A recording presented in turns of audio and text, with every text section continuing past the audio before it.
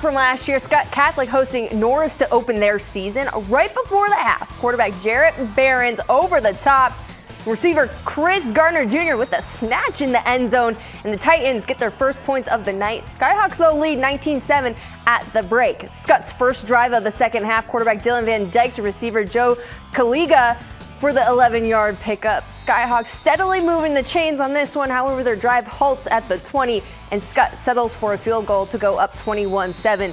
Skyhawks go on to win 29.